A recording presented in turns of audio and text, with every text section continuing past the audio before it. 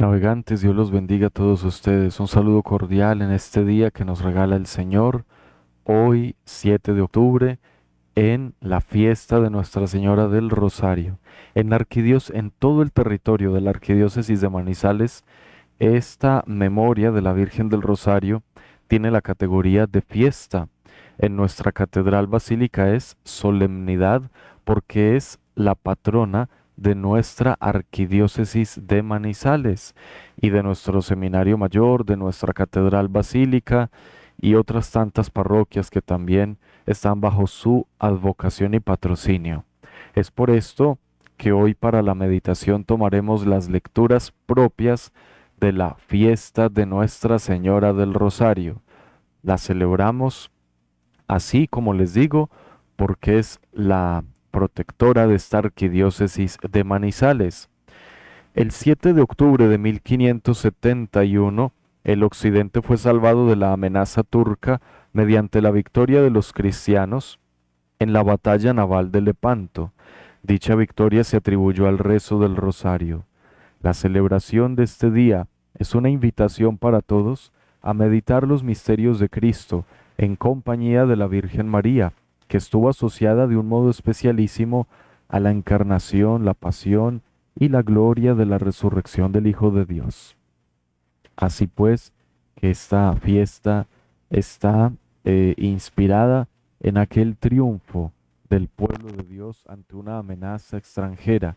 Hoy también acudimos a Nuestra Señora y al Santo Rosario que ella ha enseñado para pedir el triunfo del pueblo de Dios ante los enemigos de este siglo.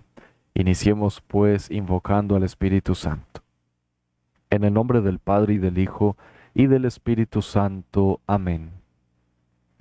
Ven Espíritu Santo, por intercesión del corazón inmaculado de María, y llena nuestros corazones con el fuego de tu divino amor. Envía tu Espíritu, Señor, y se renovará la faz de la tierra.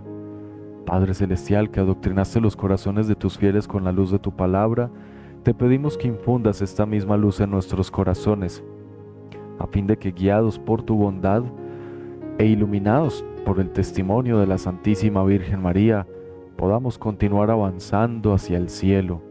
Acepta hoy nuestras palabras de alabanza con esta oración del Magnificat, el cántico de la Virgen María. Bienaventurada eres, Virgen María, porque llevaste en tu seno al Hijo del Padre eterno. Proclama mi alma la grandeza del Señor, se alegra mi espíritu en Dios mi Salvador, porque ha mirado la humillación de su esclava. Desde ahora me felicitarán todas las generaciones, porque el poderoso ha hecho obras grandes por mí. Su nombre es santo, y su misericordia llega a sus fieles de generación en generación. Él hace proezas con su brazo, dispersa a los soberbios de corazón, derriba del trono a los poderosos y enaltece a los humildes. A los hambrientos los colma de bienes, y a los ricos los despide vacíos. Auxilia a Israel su siervo, acordándose de su misericordia, como lo había prometido a nuestros padres, en favor de Abraham y su descendencia por siempre. Gloria al Padre y al Hijo y al Espíritu Santo, como era en el principio, ahora y siempre, por los siglos de los siglos. Amén. Bienaventurada eres, Virgen María, que llevaste en tu seno al Hijo del Padre eterno.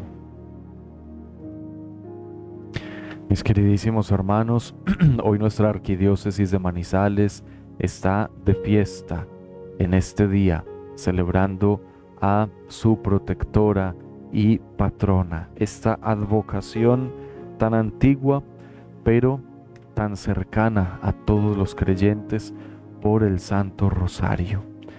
El rosario que fue entregado en primer lugar a Santo Domingo de Guzmán, una oración revelada y que fueron configurando para enseñarla al pueblo santo y que desde esa época se difundió por toda la iglesia y llega hasta nuestros días por el querer de Dios. Fue entregada hasta ese momento, hasta el siglo XIII. Antes, pues bueno, había devoción a la Madre de Dios, pero a partir del siglo XIII llega el Santo Rosario y se convierte en una oración fundamental y tan antigua, imagínense. Llevamos 1700 años en la iglesia rezando el rosario. Qué bueno entonces hoy motivarlos a todos a profundizar en este tema del rosario. El rosario en familia, en comunidad, en nuestras parroquias, en comunidades religiosas, pero también solitos, cuando cada uno de ustedes va en su transporte cada día o caminando en algún lugar o están solitos en casa.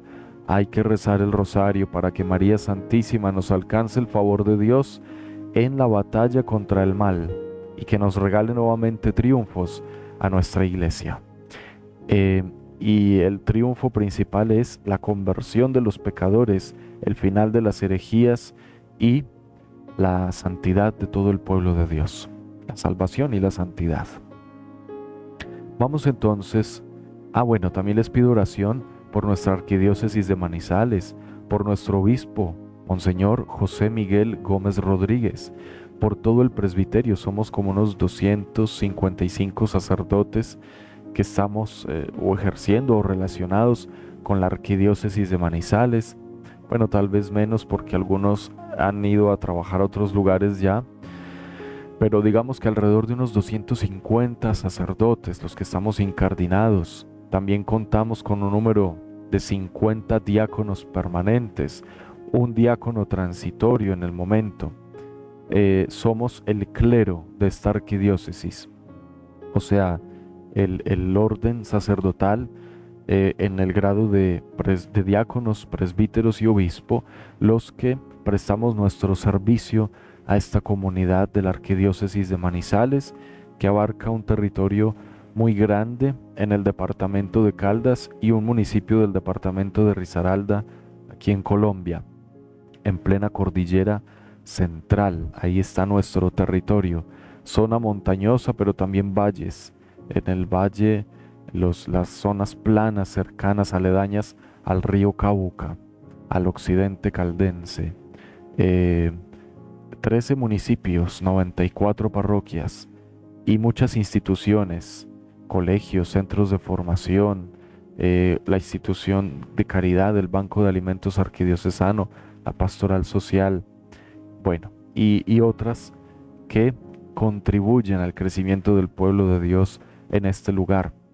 Por supuesto, ayudados por religiosos y religiosas que contribuyen con sus parroquias, con sus casas de misión, con sus obras maravillosas para aportar al pueblo de Dios en esta arquidiócesis de Manizales.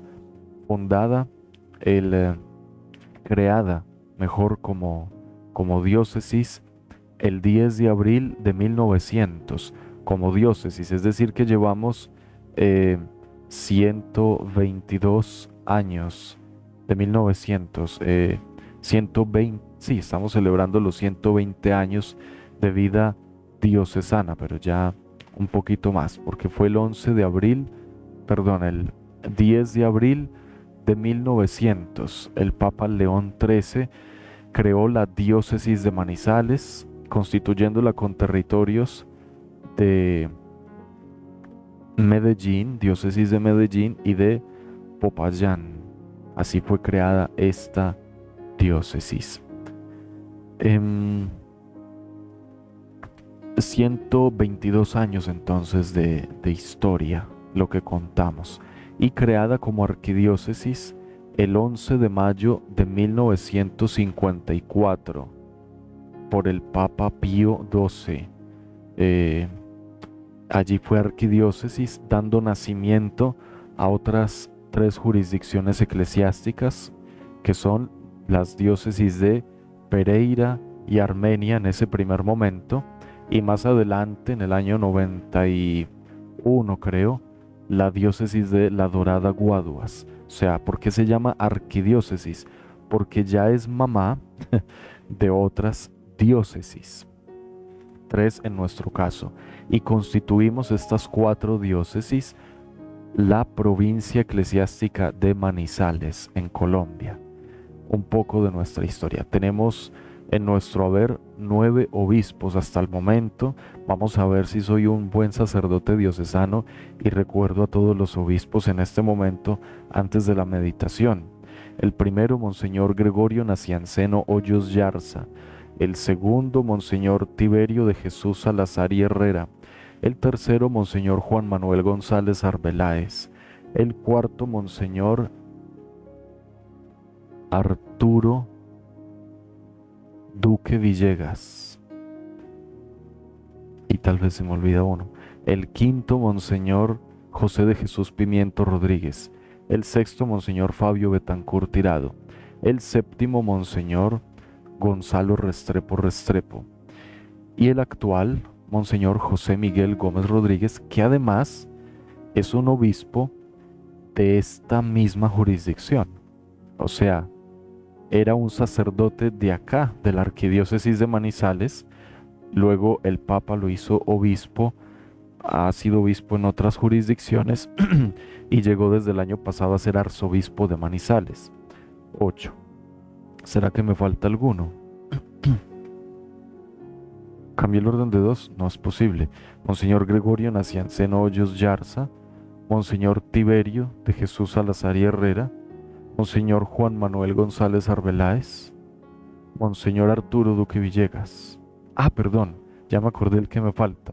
Ya lo recordé. Después de Monseñor Tiberio de Jesús Salazar y Herrera, el señor Cardenal Luis Concha Córdoba.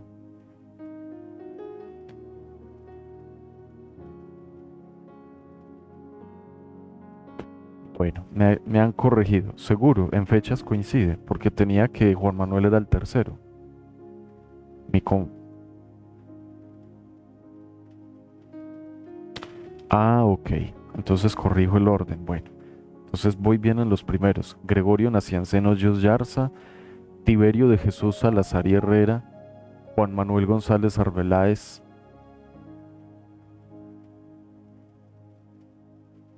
Luis, o sea, entonces ¿dónde estuvo mi error? Así lo acabé de decir. Después de Juan Manuel González, el cardenal Luis Concha Córdoba. Luego sigue Arturo, sí, por eso, me salté al cardenal Concha. Luis Concha Córdoba, que también fue arzobispo de Bogotá después, y allí fue cardenal. Arturo Duque Villegas, José de Jesús Pimiento, Fabio Betancur Tirado, Gonzalo Restrepo Restrepo y el noveno. Vamos en 9 obispos entonces, sí decía que me faltaba uno. 9, el actual, José Miguel Gómez Rodríguez.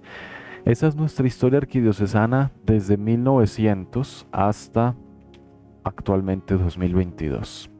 Entonces, después de esta pequeña historia diocesana, vamos a meditar hoy Hechos de los Apóstoles, capítulo 1, versículos 12 al 14. Escuchemos la lectura.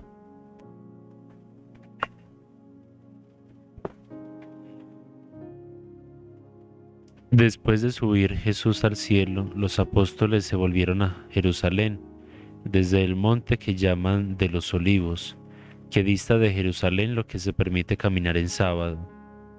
Llegados a casa, subieron a la sala donde se alojaban Pedro, Juan, Santiago, Andrés, Felipe, Tomás, Bartolomé, Mateo, Santiago el de Alfeo, Simón el Celotes y Judas el de Santiago. Todos ellos se dedicaban a la oración en común, junto con algunas mujeres, entre ellas María, la madre de Jesús, y con sus hermanos. Palabra de Dios. Te alabamos, Señor. Hermanos, una lectura que nos muestra a María Santísima con los apóstoles, cómo después de la ascensión del Señor, María Santísima permaneció unida a la iglesia en oración.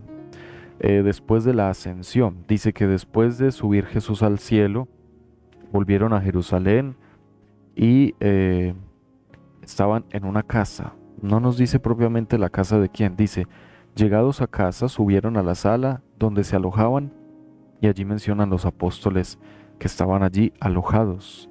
O sea, miren que no solo vivían, sino que convivían. Cuando ellos se imaginaban llegar a algún lugar, buscaban hospedaje para todos juntos. Siempre permanecían juntos. La misión llega cuando el Espíritu Santo llega y ya los puede dejar ir solitos. No podían ir antes. Tenían que ir en compañía de un adulto responsable que es el Espíritu Santo. Antes estaban junticos, cuidándose unos a otros. Luego con el Espíritu Santo ya tendrán la sabiduría, el don de Dios para ir a la misión. Se alojaban en aquella casa, se dedicaban a la oración en común junto con algunas mujeres, entre ellas María, la madre de Jesús, y con sus hermanos. O sea que de la parentela del Señor fueron, no hermanos de Jesús de sangre, ya sabemos que eran primos hermanos, parientes, o no primos hermanos, simplemente primos en distintos grados. Ni tampoco sabemos que hayan sido hermanos de María, porque María nació de sus padres mayores, eh, no había hermanos. María Santísima no tenía hermanos. Entonces, ¿de dónde salían esos primos?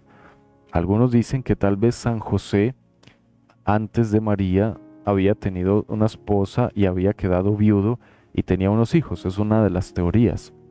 Y la otra teoría es que simplemente eran parentela. Parentela. Por eso digo que los llamaban primos, pero pues familiares lejanos. Pero que, pues, aunque eran lejanos en el sentido de consanguinidad, no de proximidad, porque estas familias todas mantenían muy juntas, estas familias de crianza. Entonces, ¿por qué sabemos que no eran hermanos de Jesús? Porque María Santísima no tuvo más hijos. El Evangelio menciona allí como hermanos del Señor y menciona algunos que se sabe que eran primos por otras fuentes. Y además sabemos que la palabra hermanos, no quiero volver sobre este tema tantas veces, ya sabemos que la palabra hermanos se refiere a alguna persona que fue criada en mi mismo entorno. Esos eran los hermanos. Tengamos eso en cuenta siempre. Entonces era la parentela del Señor, personas de Nazaret que fueron criados con Él, cercanos. Em, pero miren, por ejemplo, miren en esta lista de apóstoles, em, vamos a ver cuántos mencionan. Pedro, Juan, Santiago, Andrés, Felipe, Tomás, Bartolomé, Mateo, Santiago el de Alfeo, Simón y Judas. Es decir, todos. Ahí entonces había también familia de ellos mismos. Entonces sabemos que todos eran hermanos. De toda la tradición acerca de María Santísima se sabe que no tenía hijos. El Evangelio menciona en un lugar y ahora acá, la madre de Jesús y con sus hermanos. Los hermanos separados insisten en que esta parte se debe entender de manera literal como se capta naturalmente, porque lo dice allí, junto con algunas mujeres, entre ellas María, la madre de Jesús, y con sus hermanos. Entonces, no podemos aventurarnos a decir eso, porque la palabra hermanos es amplia. Pudieron ser, por ejemplo, tíos de María Santísima, y los llamaban hermanos, o de San José, o tal vez hermanos de San José, o incluso los hijos de los hermanos de San José, si San José no fue casado, como dice una teoría, que tenía unos hijos aunque quedó viudo y luego ya contrajo nupcias con María Santísima. No, tal vez José era un hombre realmente soltero, disponible para casarse una sola vez, y no tenía hijos, eran hijos de sus hermanos quizá, porque sí sabemos que José, o sea, que el padre de San José, sí venían de una familia muy numerosa. Entonces, miren, no se dice cuándo fue la muerte de San José, ni qué sucedió con él, ¿cierto? Sabemos que quizá murió, pero no lo mencionan. Si murió cuando Jesús era niño, María Santísima no podría administrar los bienes, pero quedaba en casa de José y cuidarían de ella y del niño todos. Entonces, es muy probable que siendo María una familia pequeña y sus padres tan mayores, Joaquín y Ana, pues el mismo Dios tuvo la precaución de que San José en su familia tuviera gente que respondiera por María y por el niño por un tiempo, mientras el niño era adulto, una teoría. La otra es que el niño no era niño, que es Jesucristo, era adulto cuando San José partió para la eternidad. Y entonces fue el mismo Jesús quien se encargó, pero tenía gente que cuidaba de él. Pero no se habla de que María permanecía con sus otros hijos. Ni siquiera el mismo San Lucas, en sus dos obras, el Evangelio y los Hechos de los Apóstoles, encontró esos datos. Lo hubiera dicho directamente y María estaba con sus otros hijos. No, de esa manera no se dice. Entonces tengamos cuidado, no nos dejemos engañar.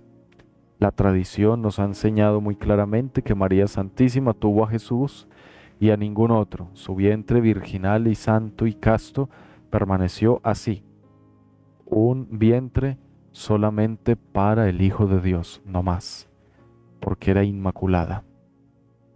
Eso por un lado. Por otro lado, miremos todavía la presencia de María en medio de los apóstoles, era relevante. Sabían que la madre, el Señor la entregó como madre. Miren, ¿recuerdan yo al pie de la cruz lo que dijo Jesús? Hijo, he ahí a tu madre, madre, he ahí a tu hijo. Y desde aquella hora el discípulo la recibió en su casa, lo que significa que María no tenía hijos, porque si los tuviese, estarían al pie de la cruz los hermanos del Señor.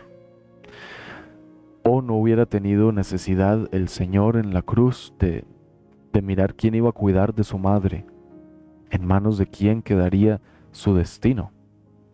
Entregó la Madre Virgen al apóstol virgen también. Es decir, la castidad es el signo en ese hogar. Su Madre Virgen al apóstol virgen.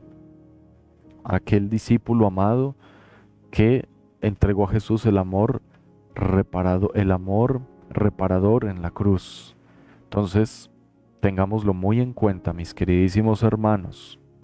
Es el amor reparador, el amor virginal.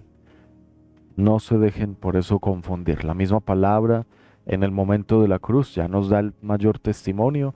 No había otros hijos. Por eso Jesús le dice al discípulo virgen que cuide de su madre virgen. Mire que la intención del Señor es que permanezca la Santísima Virgen María en su integridad.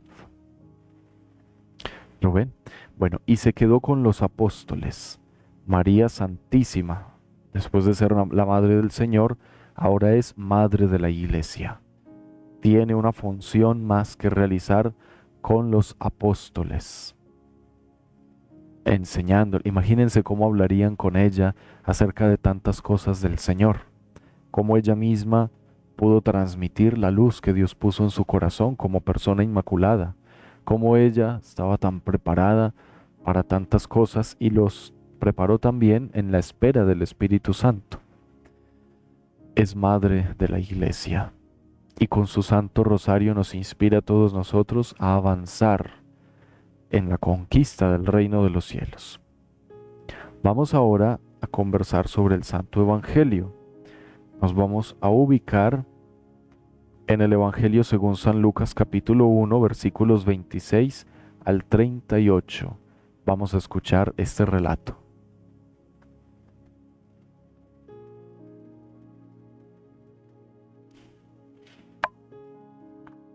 En aquel tiempo, el ángel Gabriel fue enviado por Dios a una ciudad de Galilea llamada Nazaret, a una virgen desposada con un hombre llamado José de la estirpe de David. La virgen se llamaba María. El ángel entrando en su presencia dijo: Alégrate llena de gracia, el Señor está contigo. Ella se turbó ante estas palabras y se preguntaba qué saludo era aquel. El ángel le dijo: No temas, María, porque has encontrado gracia ante Dios. Concebirás en tu vientre y darás a luz un hijo y pondrás por nombre Jesús. Será grande, se llamará Hijo del Altísimo. El Señor Dios le dará el trono de David, su padre. Reinará sobre la casa de Jacob para siempre, y su reino no tendrá fin. Y María dijo al ángel: ¿Cómo será eso? Pues no conozco a varón. El ángel le contestó: El Espíritu Santo vendrá sobre ti y la fuerza del Altísimo te cubrirá con su sombra. Por eso el santo que va a nacer se llamará Hijo de Dios. Ahí tienes a tu pariente Isabel, que a pesar de su vejez ha concebido un hijo. y ya está de 6 meses la que llamaban estéril, porque para Dios nada hay imposible. María contestó, aquí está la esclava del Señor, hágase en mí según tu palabra. Y la dejó el ángel. Palabra del Señor. Gloria a ti, Señor Jesús. Ahí teníamos, hermanos, el relato de la Anunciación, que es uno de los evangelios más característicos en cada fiesta de la Santísima Virgen María, porque es el momento en que ella descubre su identidad, su misión y, bueno, el momento en que Cristo, en que el Hijo de Dios empieza a tomar forma, carne humana en su vientre virginal. El ángel Gabriel, a quien celebrábamos el pasado 29 de septiembre, cuyo nombre significa fuerza de Dios, venía para traer un anuncio, como su deber de orientar los pensamientos y sacar de la confusión las mentes del ser humano para ayudarles a cumplir la voluntad de Dios. Así el ángel Gabriel, fuerza de Dios, llegó con un mensaje para clarificar en María Santísima su identidad, su misión, digamos algo sobre el futuro, para señalar en qué dirección estaba la voluntad de Dios y para transmitirle fuerza para recorrer ese camino. Por eso tenía que ser este ángel el que libra de toda confusión en la mente, el que explica y expone la voluntad de Dios. La saluda, alégrate, llena de gracia, el Señor está contigo. Las palabras que usamos en el Ave María.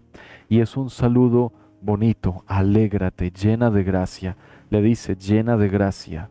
O sea, eres una elegida por Dios y en este momento has de reconocer que en tu vida hay santidad y por eso el Señor está contigo. Ella se asustó, dice aquí, siempre dice la traducción, se turbó ante estas palabras. O sea, cuando llega y le habla, ella inmediatamente se sorprende, se turbó en su interior, se incomodó quizás, quedó asustada, sorprendida y admirada, confundida. Y entonces el ángel le dice, no temas, porque lo principal que ella sintió fue temor ante esas palabras. No temas, María, porque has encontrado gracia ante Dios. Es decir, Dios te ha elegido. Concebirás, esa es la parte más hermosa, concebirás en tu vientre y darás a luz un hijo y le pondrás por nombre Jesús. Miren cómo el ángel le habla y le muestra, mira, esta es tu identidad, ser la madre del Hijo de Dios, le vas a poner Jesús. O sea, el mismo ángel le trae a María Santísima el recado de Dios y le dice, esto es lo que tienes que hacer y así cumplirás la voluntad de Dios. Seguramente fue una presentación también espectacular para que María viese en este ángel de verdad a un ángel, a un enviado por Dios, un momento sobrenatural y maravilloso.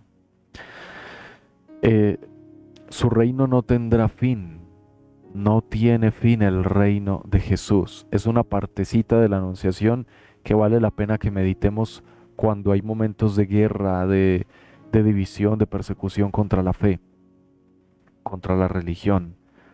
El reino de Cristo no tendrá fin. ¿Será perseguido? Tal vez sí. Claro, hay una batalla que se libra entre los seres humanos que le sirven a Satanás y los que le servimos a Dios. El reino es perseguido, pero el reino de Cristo no tendrá fin. Todo lo demás sí. Y no solo eso, Él, este Hijo, reinará para siempre. Dice sobre la casa de Jacob para siempre. Entendemos sobre Israel, sobre los israelitas. Pero, curioso que San Lucas dejó sobre la casa de Jacob, porque él quiere mostrar que es también para el mundo entero, no solo para Israel, el Mesías. Pero entendemos también que la casa de Jacob es el pueblo de Dios y el pueblo de Dios es la iglesia, pero este pueblo de Dios está por todo el mundo, por lo tanto reinará en todo el mundo. Allí donde haya personas sirviéndole a Dios, allí llegará el reinado de Dios. Con un solo cristiano, cristiana, que esté en algún lugar, hasta allá va a abarcar el reino de Dios y allá se va a manifestar.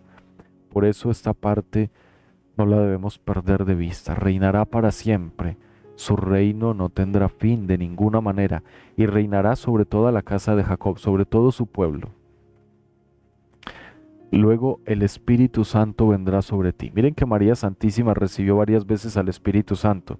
Aquí, cuando trajo al Hijo de Dios, pero en Pentecostés, el otro milagro o presencia del Espíritu Santo. María Santísima y en su Inmaculada Concepción. ¿Cómo creen que fue formada sin pecado original? ¿Cómo creen que fue concebida sin la mancha del pecado original? Por obra y gracia del Espíritu Santo. O sea que el Espíritu Santo estuvo con María Santísima de una manera maravillosa, pero también a lo largo de toda su vida, en muchos momentos. Cómo inundó de gracia el momento de su concepción, cada momento especial en su crecimiento, luego este principalísimo, el sentido de la existencia de María, darle cuerpo al Hijo de Dios, cuerpo humano. Lo que escuchamos en la primera lectura en Pentecostés, recibir ella como figura de la iglesia al Espíritu Santo y tener la luz de Dios, el fuego de Dios en su corazón, mostrando así lo que sucedería con toda la iglesia. Y ella misma cómo continuó su labor de madre de la iglesia en medio de los apóstoles hasta que el Hijo se la llevó en cuerpo y alma para el cielo. Nuevamente el Espíritu Santo, cómo resucita su cuerpo y la prepara para entrar en la gloria celestial. Esto es maravilloso. Las cosas más hermosas que hizo Dios tienen allí como una de las protagonistas a María Santísima, es decir, a la iglesia. Las cosas más hermosas que hizo Dios vinculan de alguna manera en esa escena a María Santísima. ¿Por qué? Porque ella representa a la iglesia, es decir, que lo más hermoso que hace Dios incluye, por supuesto, y como protagonista a la iglesia, al pueblo de Dios. Luego le habla de Isabel, que ha concebido y que ya estaba de 6 meses. Ya le habla y le dice, mira, ahí hay otra señal. ¿Por qué? ¿Por qué se lo anuncia? Pues el ángel le muestra que sabe perfectamente de qué está hablando. Le anuncia que ya venía el precursor porque fue un nacimiento que también este mismo ángel anunció a la humanidad. El precursor, lo que significa que antes de la llegada de Cristo estaba el precursor, el mensajero, el profeta, el enviado, el que prepara el camino a Cristo.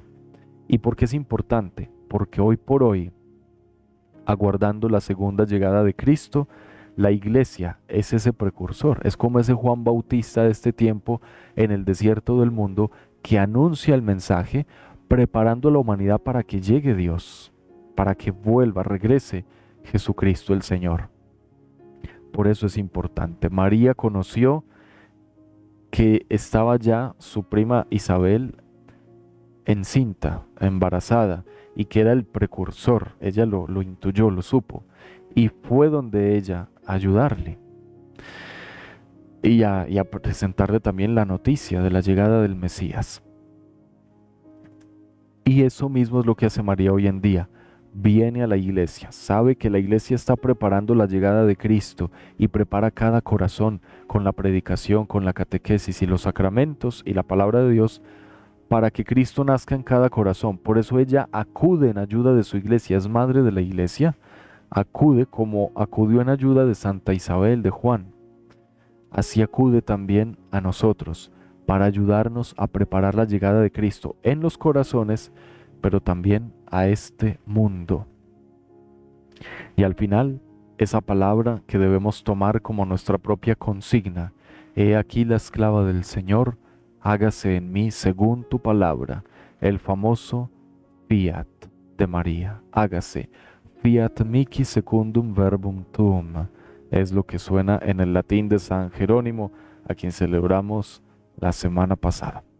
Entonces, hágase en mí, hágase. Ese hágase es la disponibilidad plena al plan de Dios que nos enseña María. Como es plena de gracia, plenamente se ha entregado al plan de Dios. Y nos dice a nosotros que también hagamos lo mismo, que nos entreguemos plenamente a su plan para poder ser plenos de su gracia y llegar a la plenitud de la vida en la eternidad. Mis hermanos queridos, hasta aquí nuestro viaje de hoy. Hoy no les traje la lectura del